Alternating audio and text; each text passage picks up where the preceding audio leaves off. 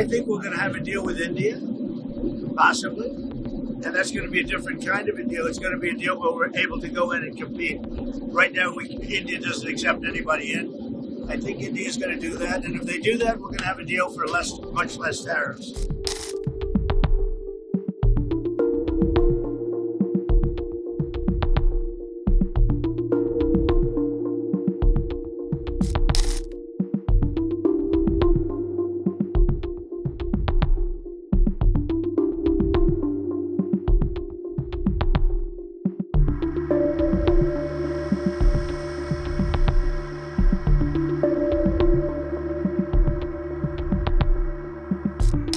President Donald Trump on Tuesday confirmed that the United States and India are close to finalizing a new trade agreement that would significantly reduce tariffs between the two countries.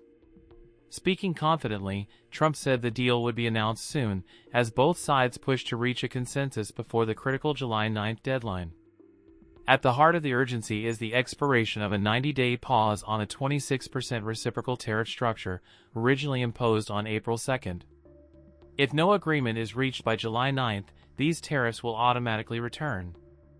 A senior official told news agency ANI, failure of these trade discussions would trigger the immediate reimplementation of the 26% tariff structure. Negotiations, which were initially scheduled for July 3rd and 4th, have been extended as talks intensify in Washington. The Indian delegation, led by Chief Trade Negotiator Rajesh Agrawal, has extended its stay in the U.S. Capitol to continue working with American counterparts on what is being referred to as an interim trade agreement. Sources close to the matter say the talks have entered a pivotal phase, with India taking a firm stance, especially on agriculture. India's agricultural sector is politically sensitive and economically vulnerable, as it is dominated by small-scale farmers who rely heavily on government protections. Historically, India has refused to open its dairy market to foreign companies, and that reluctance remains, despite strong U.S. pressure.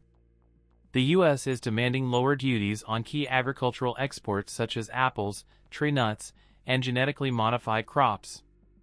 India, in turn, is pushing for preferential access to the American market for its labor-intensive exports. These include textiles, garments, gems and jewelry, leather products, and food items like shrimp, bananas, grapes, oilseeds, and spices. The broader objective is ambitious, to more than double the current bilateral trade volume of $191 billion to $500 billion by 2030.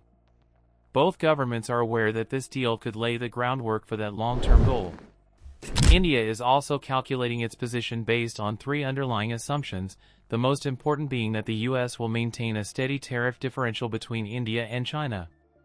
Indian officials are hopeful that even if President Trump's trade policies fluctuate, Washington will sustain a 10 to 20% lower tariff structure for India compared to China. Despite the tight timeline, optimism remains high.